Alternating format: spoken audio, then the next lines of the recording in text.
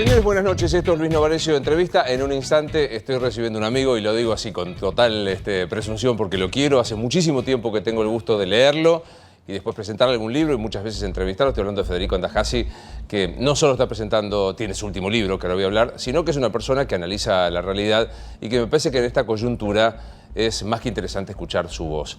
A la hora que estamos haciendo el programa, parece que el horizonte se ha despejado. Tenemos una fórmula que es la de Macri Pichetto, tenemos otra fórmula anterior que es la de Fernández Fernández, la nueva fórmula del día de hoy, que es Roberto Labaña, Juan Manuel Urtubey, digamos lo que quedó de Alternativa Federal que se unieron, la bien derecha, que es José Luis Esper, la bien izquierda, que es del Caño del Pla, y ahí está esta discusión respecto de Massa, que todo indica acordó, mañana se va a hacer el anuncio respecto de las PASO o no las PASO. En este marco, lo que es muy interesante es que va a ser una campaña de recordatorios de lo que Alberto dijo de Cristina, de lo que Cristina dijo de Alberto, de lo que Pichetto dijo de Macri, de lo que Macri dijo Pichetto. Todos dirán lo que dijeron de Massa y qué es lo que ha sucedido. Y mi pregunta es el electorado, ¿de verdad se enfrenta a una opción, a una posibilidad de discusión central o no?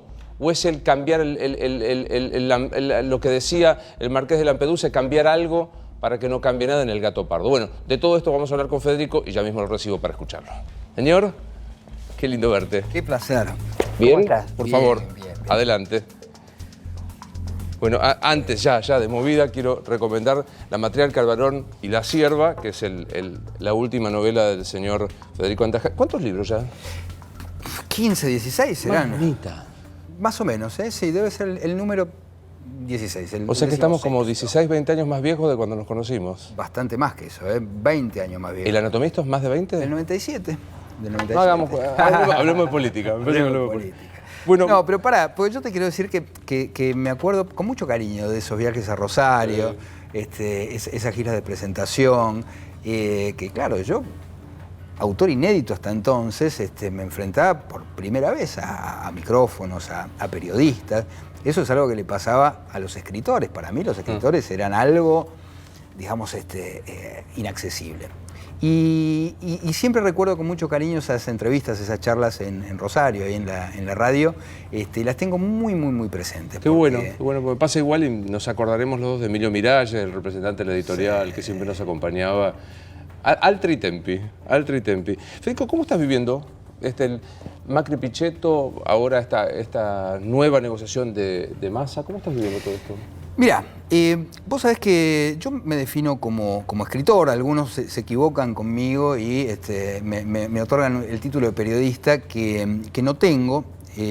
No me considero un periodista, me parece que es un oficio, es una profesión en un punto muy distinta a la de escritor, una profesión que yo admiro mucho y espero algún día poder estar más o menos a la altura de las circunstancias. Pero yo me defino como un escritor porque me parece que la literatura, ni siquiera la literatura, el punto de vista donde se sitúa un escritor, me parece que es distinto al del periodista que está con la cosa del día a día, con la coyuntura. Me parece que a veces, y esto me pasa a mí trabajando en los medios, en la radio, en la tele, descubro que me siento intoxicado. Yo me acuerdo cuando era fumador, que fumaba mucho, que llega un momento que decís, estoy intoxicado.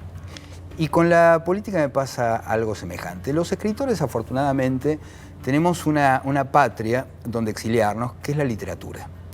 Y esa patria tiene una suerte de altillo, desde donde se ven las cosas distintas. Entonces, me parece que cuando uno está queriendo ver cómo es esa realidad y qué sé yo, hay que ponerse en ese pequeño altillo y mirar por esa ventanita, y el panorama que se ve de ahí es distinto, porque hay una perspectiva distinta. A ver,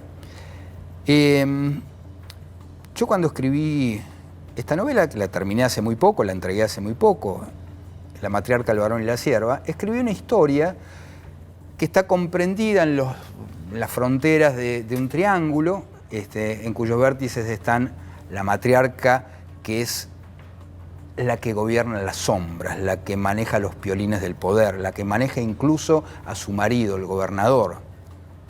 En el otro vértice está el varón, que es este gobernador, que parece una persona omnisciente, omnipotente, que todo lo ve, que todo lo puede, pero que en realidad pocos saben que lo manejan con mano en la oscuridad, la matriarca. Ahí está la sierva, que es una niña, que es una nena, que cayó en esa casa por circunstancias ajenas a ella. Es una nena que fue sometida a servidumbre, es una nena que fue sistemáticamente violentada, violada por este varón, por este gobernador. Y creo que es un poco el triángulo en el cual se movió la Argentina durante mucho tiempo. Esta novela, que es una alegoría, digo, a ver, hace un tiempo descubrí una historia macabra, tremenda. Y es que durante la época de Rosas, cuando Rosas estaba en lo más alto de su poder, un camarada de armas que estaba muy enfermo, que era viudo, que se estaba por morir, le confía a Rosas lo único que tenía, que era su hijita, que era chiquita, tenía 12 años. Y Rosas la adopta.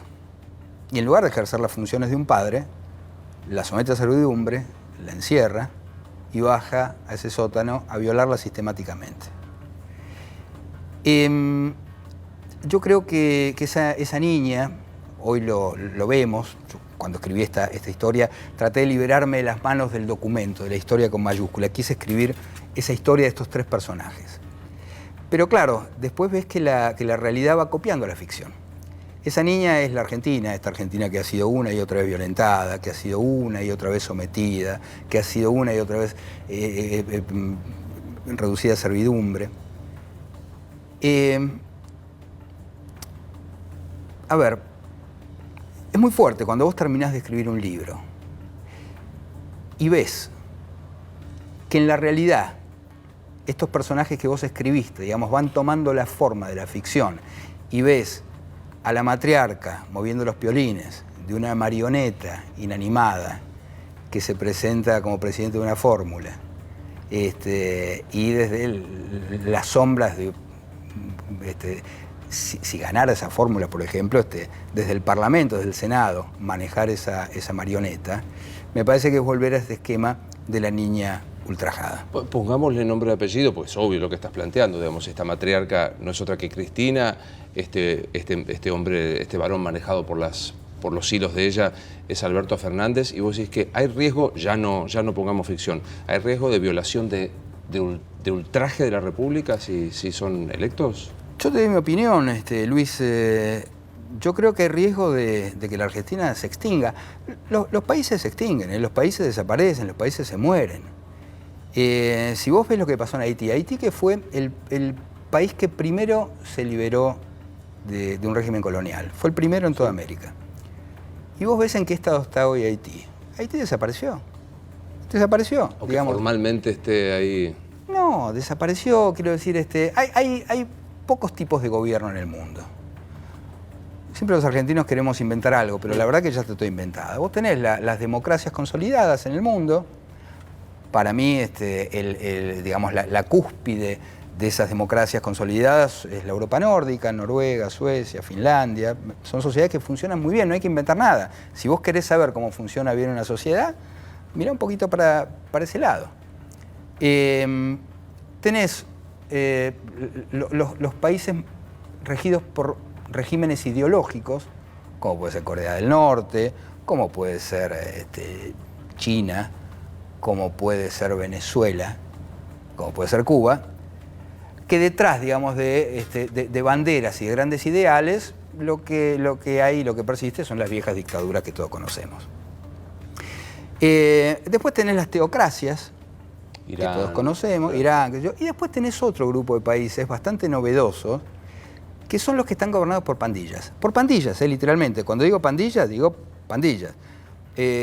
Nicaragua, ese proceso se vio, esos grupos armados, esas organizaciones armadas que de los 70s, que después tomaron el poder en Nicaragua, una revolución encabezada por Daniel Ortega y Sergio Ramírez, que eso se corrompió de tal manera que hoy Nicaragua es ni siquiera una república, es un país que está dominado por pandillas. En Guatemala se está viendo, las maras guatemaltecas tienen el poder de grandes barrios. Bueno, en los barrios de América Latina, en las barriadas pobres, están manejadas por pandillas, ¿Y Venezuela dónde lo inscribís a eso? Bueno, yo creo que en Venezuela se está viendo perfectamente ese proceso que va de este populismo disoluto a la pandilla. Porque esto se va a ver pronto. Venezuela, que era un país que ya tenía, digamos, una matriz de violencia de los 70, de violencia de inseguridad, no me refiero a violencia política, en esos barrios pobres, digamos, que eran muy peligrosos, muy inseguros. Además, después el chavismo y ahora Maduro los armó, digamos, los armó y los hace parte. Es decir, la utilización de esas pandillas en función de un régimen pandillero, porque finalmente una pandilla, la más poderosa, la más grande, se quedó con la pandilla mayor, que es el ejército. El ejército se convirtió en una pandilla armada. Entonces, Argentina se dirigía a ese punto, se dirigía ahí. Si vos te fijás, durante los 12 años de kirchnerismo se le dio mucho poder a la pandilla, a las pandillas. Pero para preguntarlo específicamente, ¿el kirchnerismo es una pandilla? Sí, claro, claramente es una pandilla que se hizo poderosa, como se hacen poderosas, digamos, las pandillas que nacen en los barrios marginales, y le dio poder a las barras bravas, le dio poder a batallón militante, a esa cultura carcelaria, le dio poder al narco, le dio poder a las pandillas. Esto que uno veía, ¿te acuerdas? Pandillas de Nueva York. Sí. Bueno, solo que es el proceso inverso. Estados Unidos, digamos, pasó de esa estructura pandillesca, digamos, a constituir la república más poderosa del planeta. Y efectivamente yo creo que hoy, tal cual se ve y se conoce el populismo, es como la fase anterior del Estado pandillero. Y efectivamente, el kirchnerismo eran pandillas, no una pandilla, eran grupos de pandillas. Ahí tenías la pandilla motorizada de Vudú, tenías las pandillas setentistas de la Cámpora, tenías las pandillas carcelarias de batallón militante, las pandillas futbolistas, la salada, la saladita, todas esas saladitas, son pandillas, es el poder de la pandilla. Entonces, vos me preguntabas, y ahora sí, voy a la respuesta de la pregunta que dio origen a esta charla. ¿Cómo veo esto? Yo creo que la elección de Pichetto en la fórmula presidencial junto a Macri es el hecho más importante de la política argentina del siglo XXI. Yo creo que acá se inicia el siglo XXI, con este hecho. El peronismo, a ver, esto es bueno para la democracia, es bueno para la república, pero sobre todo es bueno para el peronismo. Esto le hace un enorme favor al peronismo. El peronismo nunca tuvo la oportunidad de transitar este sueño de Cafiero, que era la renovación. Nunca lo pudo hacer. Hay grandes sectores democráticos en el peronismo, grandes sectores republicanos en el peronismo, que por distintas razones siempre fueron asfixiados, acallados, sometidos. Me parece que por primera vez en el siglo XX, por lo menos, el peronismo en el siglo XXI, tiene la posibilidad de ingresar a los nuevos tiempos, de dejar de ser una pandilla, sí, para constituirse en una opción de poder, de poder en serio. Pero digo, el peronismo, no las pandillas. Vos decís, Pichetto representa una suerte de recorrer el camino institucional y no el camino del vamos por todo, para decirlo de alguna manera. ¿Pichetto, el menemista, dualdista, kirchnerista, macrista? Sí. A ver, somos esto que somos, con todos los defectos que tenemos, es cierto. Y esto también lo señaló Macri en un momento que él había sido muy crítico con Pichetto. Hay algo que me parece que hace la diferencia entre Pichetto y los demás. Y que es un tipo que, al menos hasta donde yo sé, no tiene causas penales. No tiene denuncias por corrupción.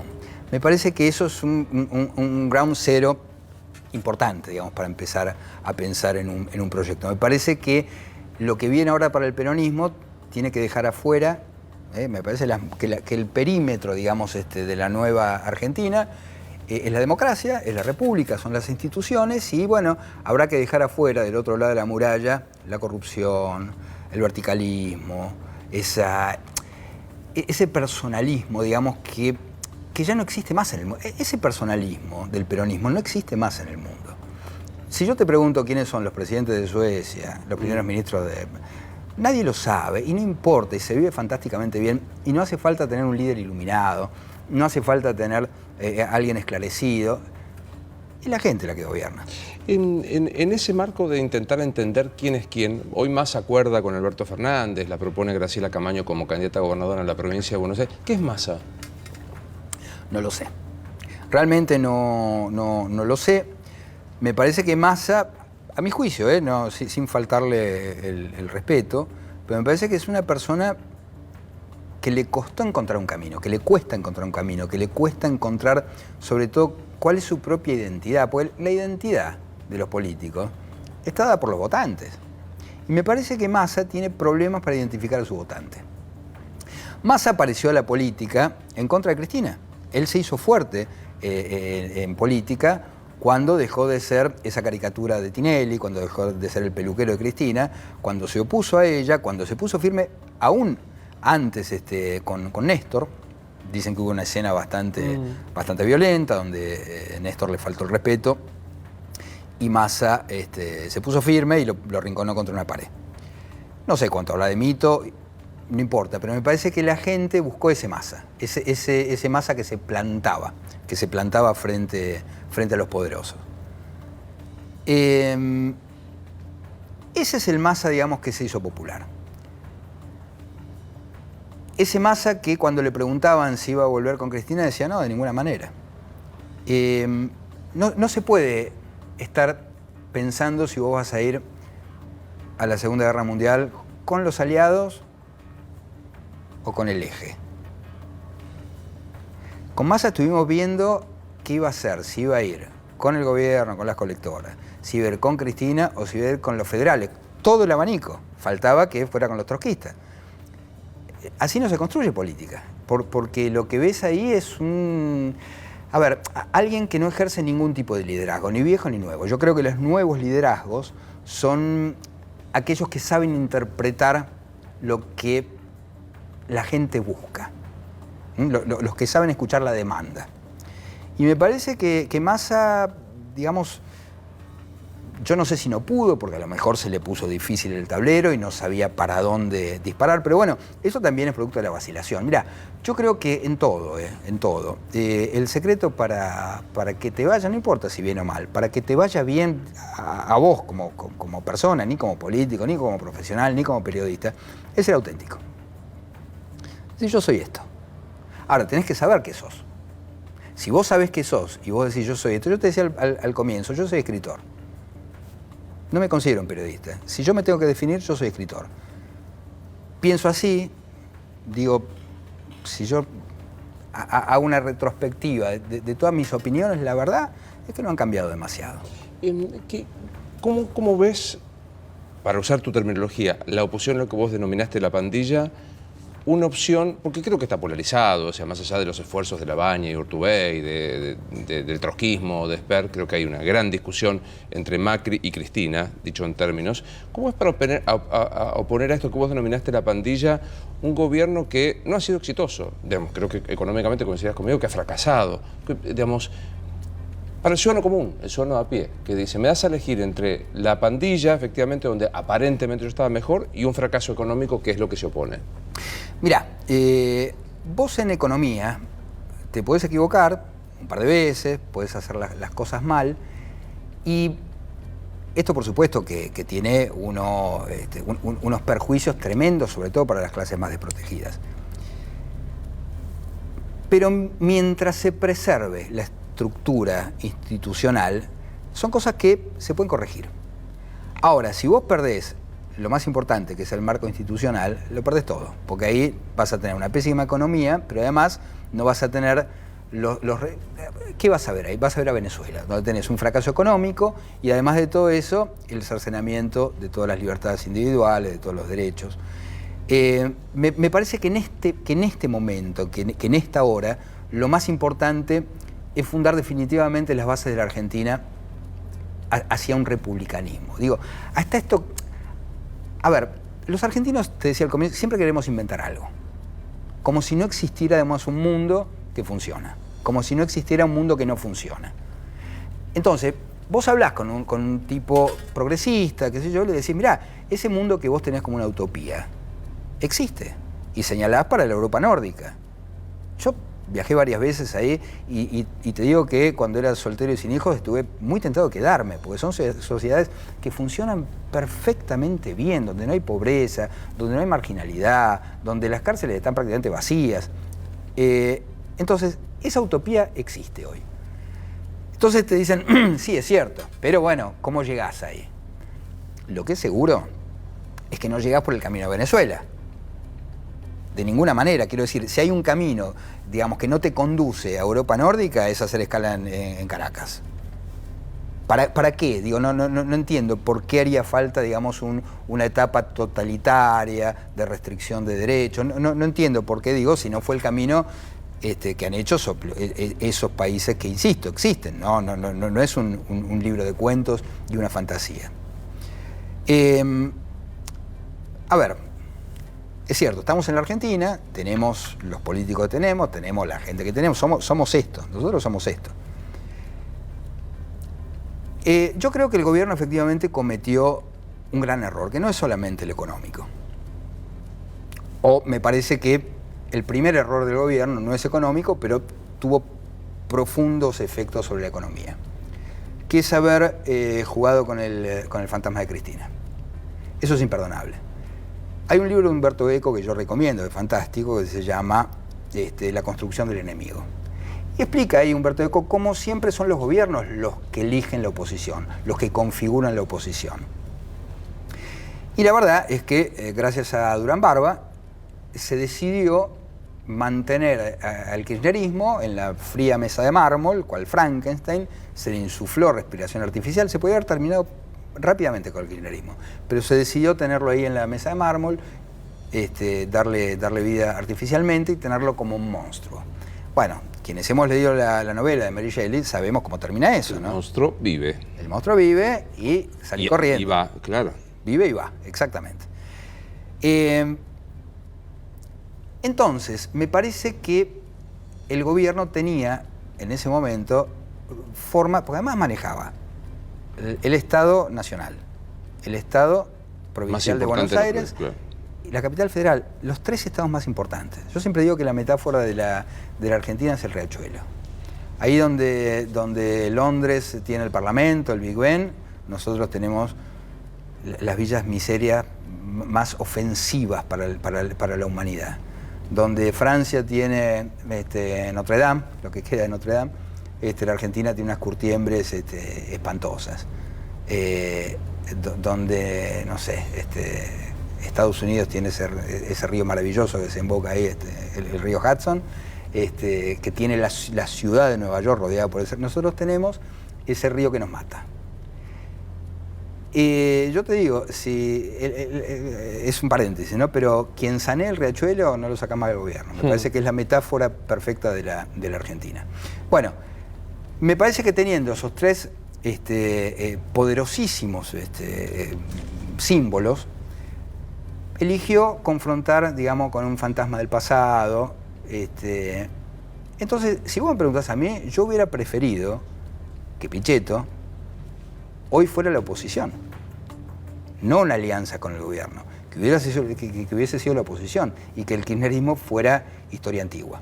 Entonces me parece que esta necesidad del gobierno de apelar ahora a Pichetto y al peronismo democrático tiene que ver con esta falta de voluntad que tuvo en su momento para tenerlo como oposición. A mí se me achaca, y lo escucho en vos, así que te lo voy a achacar a vos, esta historia de que el sostenimiento del sistema institucional es una ambición sueca, con 50% de chicos pobres, 30% de pobreza en general, 40% de inflación. ¿Y a eso qué contestás? Vos decís, fantástico, defendamos las instituciones, pero mientras tanto el paso es tremendo para una enorme mayoría. Pero te digo lo mismo, ¿por qué para llegar a Suecia habría que pasar por Venezuela? Porque muchos de los que proponen este paraíso de justicia social a la latinoamericana, la verdad es que conduce a Venezuela. ¿Vos decís que Macri nos conduce a Venezuela? ¿Macri nos conduce a Suecia? Yo creo que es lo más parecido. A ver, claramente lo otro nos conduce a Venezuela. Digo, los aliados globales. Porque Argentina tiene que pensar en políticas internacionales, insisto, en lo que existe. Si vos tenés como aliado a Rusia, a China, a Irán, y la verdad que nunca vas a llegar a un modelo escandinavo de democracia. Lo más probable es que llegues a Irán o a Venezuela y te quedes ahí, porque una vez que llegaste ahí es el pantano más ominoso y la ciénaga de la cual no vas a poder salir nunca. Yo no sé cómo va a ser Venezuela para salir de esa ciénaga. Esa ciénaga de la cual Haití nunca pudo salir. Y no sé si va a poder salir algún día. La verdad que no lo sé.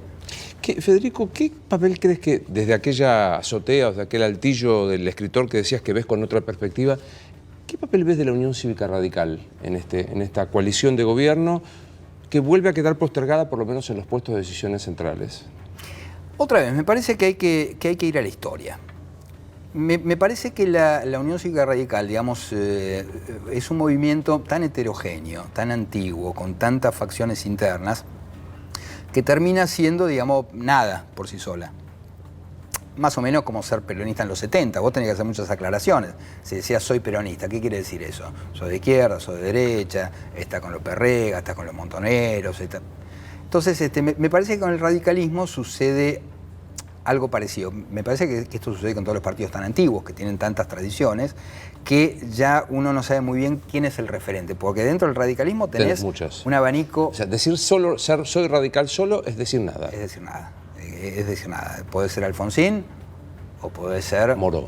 Moro, exactamente. Entonces me parece que ya a esta altura por sí solo no dice nada. Me parece que el radicalismo, digamos, es una estructura, hoy te diría medio vacía, que todo el mundo pretende utilizar. ¿Viste el cangrejo ermitaño? Que es un bichito que va encontrando caparazones de otros animales, por ahí una botella rota en el mar y qué sé yo, y se mete adentro como para sacar alguna. Y me parece que eso pasa con los grandes partidos argentinos, también con el peronismo. Me parece que son estructuras vacías que los más pícaros, para ser benévolo, siempre llenan de un contenido desvirtuado. O de dirigentes completamente desvirtuados. En el radicalismo hay gente muy valiosa, en el peronismo también hay gente muy valiosa. Pero uno sospecha que esas estructuras siempre están, digamos, acechadas por los pícaros. Cuando digo los pícaros, digo, por ejemplo, Lustó. Lustó es un pícaro. Sí.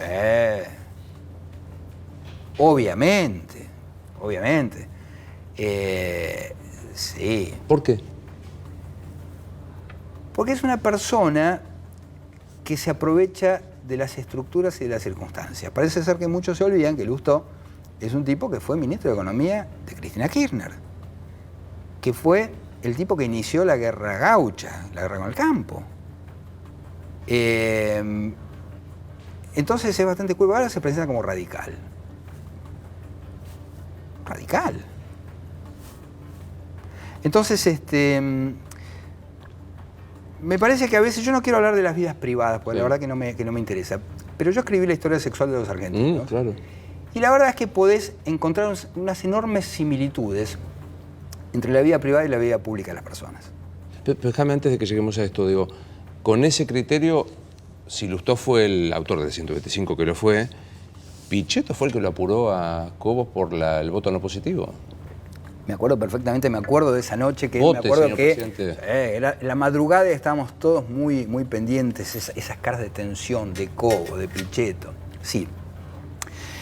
Pichetto tiene un curioso y paradójico mérito, que es un tipo leal.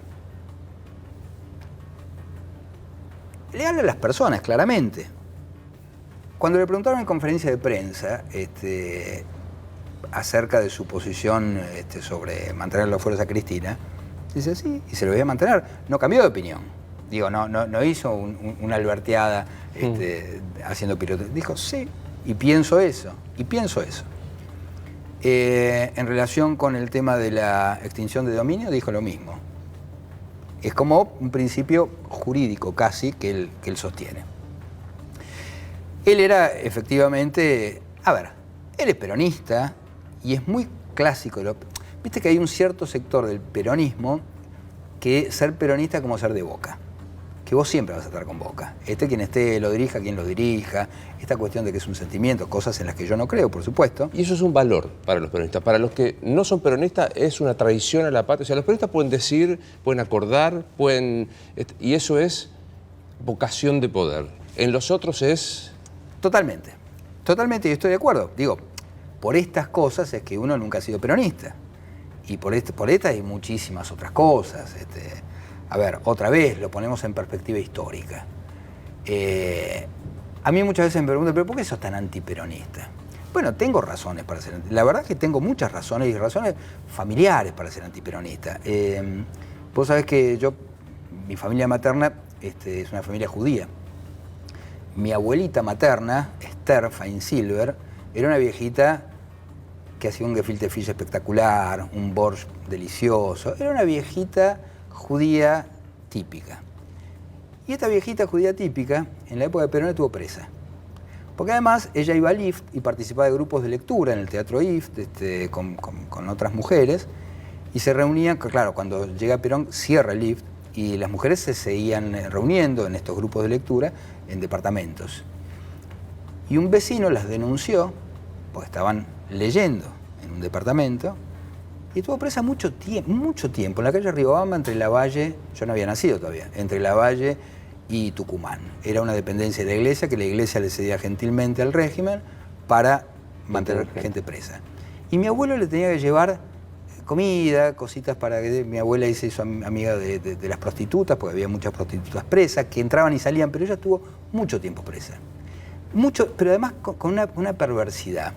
Quien estaba a cargo de esa cárcel le pregunta a mi abuela, va hasta la celda, y le pregunta, mi abuela era rusa, era ucraniana, había venido muy chiquita de Ucrania. Entonces el tipo se para ahí del otro lado de los barrotes y le dice, señora Feinsilver, ¿a usted le gusta el deporte? Mi abuela no entendió, ella efectivamente había hecho remo, le dice, sí. Dice, bueno, alégrese porque le vamos a deportar. ¿Vos sabés lo que significa para una mujer con un marido, con 2 hijos, con una vida en la Argentina, que de repente te metan en un barco y te lleven al país de donde tuviste que ir por los pogroms, por las persecuciones? Le hicieron todo un simulacro, la llevaron al puerto. Deportación. Eso durante el peronismo. Mi abuelo, que era socialista, digamos, vio la quema de la biblioteca socialista ahí en la calle Rivadavia. No la pasó bien, quiero decir, no fue ese paraíso. Digo, fue una dictadura. No hay que olvidar que Perón llega, digamos, nace a la política con el GO, con un golpe de Estado. Entonces está bien, yo entiendo. Digo, por eso uno no es peronista. Pensaba, y es muy impactante, la verdad que solo valdría la pena hacer una entrevista de tu familia, por la historia con tu padre, y etcétera, etcétera. ¿No sentís que esta elección va a ser de necesario, no tengo otro modo que decir, de patalgina obligatoria en cuanto a sapos que va a haber que digerirse? El kirchnerismo de Grabois cree que Alberto Fernández es un sapo. El macrismo del PRO más fuerte cree que Pichetto es un sapo. Asumo que vas a votar a Macri en la próxima elección. Supongo que sí. ¿Tenés que pedir patalgina para digerir a Pichetto? No, la verdad es que no. A ver, es la política. Vos pensás que es una versión súper diluida y casi light, diría yo, de lo que nuestros mayores pasaron durante, por ejemplo, la Segunda Guerra. Si es un sapo, digamos, para Churchill reunirse con Hitler y con Stalin, sí.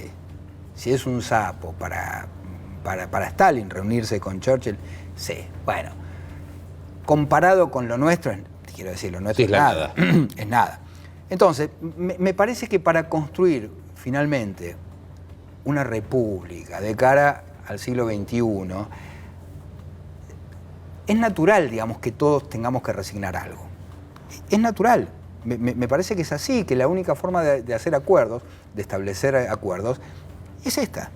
Pero además, me parece que hay un sector del macrismo que fundó también una suerte de mito fundacional, valga la redundancia, en el cual Macri es el héroe impoluto que nunca tuvo nada que ver con el peronismo. Digamos que Macri es la espada de Damocles contra el peronismo. Y la verdad es que Macri surge a la política de la mano del peronismo porteño. Había 3 peronistas que eran Horacio Rodríguez Larreta, Ritondo y Santilli, que eran peronistas, que estaban en el... Sí, orgánicamente el PJ. Orgánicamente.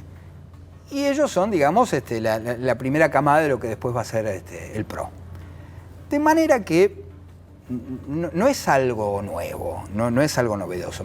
Me parece que se equivocaron aquellos que creyeron este relato también de que Macri, digamos, no tenía absolutamente nada que ver con el peronismo y era lo nuevo sobre eso que estaba destinado a desaparecer. Cuando escuchás a Raúl Zaffaroni decir hay que pensar una ley para liberar a los presos políticos definidos por él, Milagro Sala, Debido, etcétera, etcétera, o cuando Alberto dice van a tener que rendir cuenta a los jueces, ¿crees que es una cabronada o crees que van por eso? No, van por eso. Yo no tengo razones para no creerle. Yo cuando te digo que los países pueden desaparecer, desaparecen por estas cosas. Porque es lo que han hecho en Venezuela. Han disuelto los tribunales independientes, han disuelto el Parlamento. Por supuesto que van a ir por eso. Cuando Durañona dice que hay que conformar una Corte Suprema con amigos, yo le creo. Claro que le creo.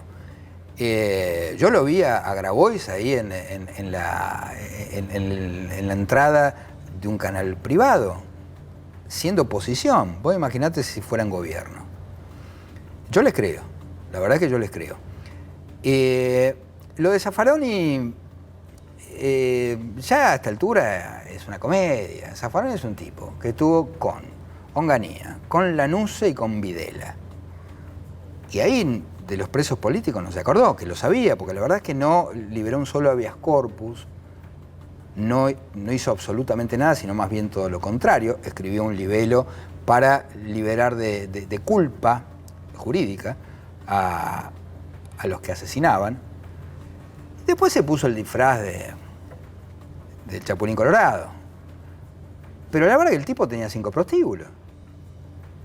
No uno. Que vos decís, ay, la verdad que no sé. Alquilé el departamento y se metió, la verdad que no tenía forma de saberlo. No 2, 5. Con la misma persona. O sea, uno tiene todos los elementos para pensar que Zaffaroni formaba, tal vez, junto con este otro juececito chiquitito que no me acuerdo ni cómo se llama, por suerte están condenados a Ollarvide. Era gente que estaba muy vinculado a ese mundo prostibulario, a ese mundo. Es decir, y una parte de la justicia está muy vinculada a eso. Si existe la prostitución, si existe el proxenetismo en la Argentina, es porque hay una justicia y una policía que lo permite. Sencillamente. Murió en circunstancias muy extrañas, esta mujer, digamos, estaba vinculada a Zaffaroni, murió en la ruta. Yo no tengo dudas de que Zaffaroni pertenece a una red de proxenetas. Si no sirve la prueba de que tenía 5 prostíbulos, yo ya no sé, digamos, qué hay que tener para poder ser... Porque además, esta otra persona, que administraba supuestamente los bienes de Zaffaroni, fue condenada. Bueno, pero tenemos que pensar que Zaffaroni, que se ocupa de las cuestiones judiciales, de los procesos judiciales, de la justicia, de investigar, no puede investigar ni siquiera en sus propias propiedades. Zaffaroni es un tipo que tiene razones personales para opinar de esta forma. Cuando habla de terminar con cierto tipo de justicia, está hablando desde su lugar de dueño de prostíbulo. Obviamente, yo cuando te hablo, y te lo digo, yo hablo desde mi lugar de escritor. Y yo defiendo mis intereses como escritor y defiendo mi posición como escritor. Zaffaroni defiende lo que defiende desde su lugar de dueño de 5 prostíbulos. ¿Qué te pasa con la gente que sigue negando la corrupción? Habrás visto, ¿no?, que cuando uno dice, bueno, pero ¿dónde está la plata? Bueno, realmente no se probó. Bonadío, que es el mismo juez de la servilleta. No te hablo del dirigente que probablemente esté cómplice directa o indirectamente. Te hablo del ciudadano de buena fe que dice, yo creo en Cristina y no se pudo mostrar nada. Bueno, ellos en algún lugar de su conciencia o en algún lugar de su inconsciente saben perfectamente. A ver, cuando vos lees eso que algunos llaman libro, que se llama algo así como Sinceramente, no me acuerdo. Y vos lees esa persona que se pavonea de haber estado en los mejores hoteles de Nueva York y haber, ahí lo que se ve es una vida de una suntuosidad impresionante, que vos decís, fue funcionaria pública, siempre no sé cómo se dio esa vida. Es muy poca la gente que puede parar, no me acuerdo si paró en el Waldorf Astoria o en el... En cualquiera. Pero sí. Sí. Digo, las 2/3 partes de la vida pública, de la vida cronológica de Cristina fue como funcionaria pública. Hay un rato sobre que tampoco hay el que ha pasado alguna vez trabajando como abogado sabe que o ganás un juicio fenomenal o tenés un patrocinio de empresas fenomenales, que no resulta. No es el caso. No es el caso. Pero vamos a ver que hay... Vamos a la actividad profesional de los Kirchner. Hay un tema que se ocultó escrupulosamente y que me parece que sería muy bueno que tomara más estado público. Vos sabés que en la década del 70, a fines de los 70, tal vez principios de los 80, apareció en la Patagonia, y particularmente en Santa Cruz, un violador. Apareció una mujer violada, al día siguiente otra, empezaron a hablar de que era un tipo con un pasamontaña, se lo llamaba el sátiro del pasamontañas, que violó una cantidad de mujeres, era un violador serial. Bueno, no pasaba nada hasta que violan a la hija de quien era en ese momento el jefe de la policía de Santa Cruz. Sí, no me acuerdo si de Río Gallegos concretamente. Entonces, claro, ahí dijeron basta, lo vamos a agarrar. Lo agarran. Cuando le sacan la capucha, resulta que era el segundo de la policía, un represor que participó de la masacre, de la dictadura, y que estaba cumpliendo esas funciones y que era un violador consuetudinario. Hubo un abogado que lo defendió. Y lo defendió con recursos zafaronianos, un estudio jurídico, que decía algo así como que no había habido penetración porque era sexo oral y el sexo oral no es violación, El fiscal era Rafael Flores. Y yo lo hablé personalmente con él. Y él se acuerda perfectamente de este juicio contra este sujeto, que tuvo que discutir fuertemente contra su abogado defensor, que sostenía estas barbaridades. ¿Cuál era el estudio jurídico que defendía este hombre? El estudio de los Kirchner. Entonces, cuando ahora se habla de los derechos de las minorías y qué sé yo, es decir, uno se pregunta dónde estaban los Kirchner. Sabemos dónde estaban, defendiendo a los violadores, pero que además formaban parte de la estructura represiva de la dictadura. Me arriesgo que hacerle esta pregunta a un psicoanalista que me la rechace con toda razón. ¿Odias a los Kirchner? No, la verdad es que uno intenta por todos los medios liberarse de estos sentimientos. Me parece que son inconducentes, me parece que no sirven. Me parece que no hay que pensar en estos términos, de ninguna manera. No es una cuestión personal, ni mucho menos. Me parece que son cuestiones que hacen al destino de todos los argentinos. Después, cuando vos pensás en términos de la grieta, lo que más te duele, sobre todo aquellos que venimos del progresismo, yo creo que te lo dije, yo me llamo Carlos Federico, yo provengo de una familia comunista, una familia izquierda, yo he sido un niño adoctrinado, yo fui a una colonia de vacaciones, a un jardín de infantes de la órbita del Partido Comunista. Nosotros cantábamos la Internacional teniendo 8 años y representábamos la caída de Salvador Allende para los actos infantiles. Yo provengo de ahí. Entonces, cuando vos ves que una parte de esos pibes que después crecieron junto con vos se volvieron fanáticos, inclusive parientes, vos sentís que te los robaron, que te los robaron. Y cuando yo vi que mis hijos corrían el riesgo de ser adoctrinados, como lo había sido yo no condeno a mi familia ni a mi vieja, al contrario, me dio una educación fantástica, pero eran comunistas, quiero decir, y eran convencidos de eso. Entonces yo mandé a mi hija a un jardín de infantes que me quedaba cómodo, que daba vuelta de casa, antes de la grieta, que pertenecía a la órbita de los colegios cooperativos, que estaba vinculado al PC. Y estaba todo bien, quiero decir, hasta que empezó el adoctrinamiento. Hasta que yo empecé a ver cómo a mi hija empezaban a trabajarla. Y ese fue el límite. ¿Sabes por qué? Porque era una prerrogativa que no me tomaba ni siquiera yo. Yo no le bajo línea a mi hija. Que mi hija sea lo que quiera, Yo la voy a amar siempre, no es el caso, pero así fuera kirchnerista, digamos, la amaría de todas formas. Es una expresión española. ¿Te hace ilusión, digo, aunque vos no creas, sos periodista, ¿te hace ilusión como periodista entrevistarla a Cristina? Una vez me lo habían propuesto. Cuando yo no fungía de periodista, me había llamado Spolsky. Y me preguntó si yo quería entrevistar a... Dueño de medios, por las dudas, ¿eh? Claro, sí. Yo te soy honesto, ni siquiera sabía muy bien quién era Spolsky en ese momento. Era el dueño de la revista 23, una cosa por el estilo. Insisto, antes de la grieta. Y le contesté muy amablemente que no creía ni siquiera que eso fuera posible. Porque yo me acuerdo cuando estaba Néstor en el gobierno, a poco de asumir, hicieron un gran trabajo sobre la intelectualidad, un gran trabajo. Yo me acuerdo que se comunicaban conmigo todas las semanas para invitarme a Casa de Gobierno, que estaban los recitales esos en Casa de Gobierno. El Salón Blanco. Yo jamás fui, la verdad que jamás fui. Agradecía muy amablemente, pero no fui. Como tampoco me reuní nunca con Macri, ni he estado en ningún acto en Casa de Gobierno.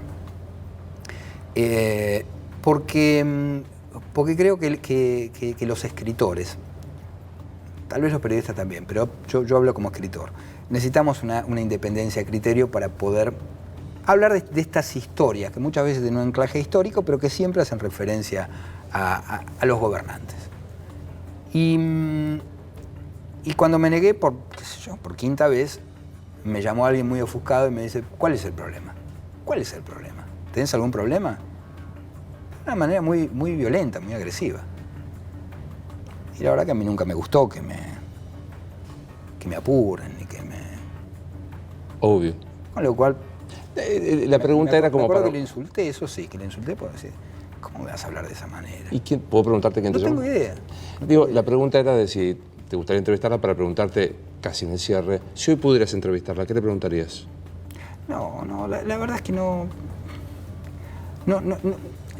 me da, no mueve ningún aspecto a mi libido. La verdad es que no. Mira, intenté leer el libro de ella para hacer un artículo y fracasé. Viste, decía Borges que si no te gustaba Shakespeare, lo dejes, que Shakespeare no estaba a la altura del lector y uno no estaba a la altura de ella.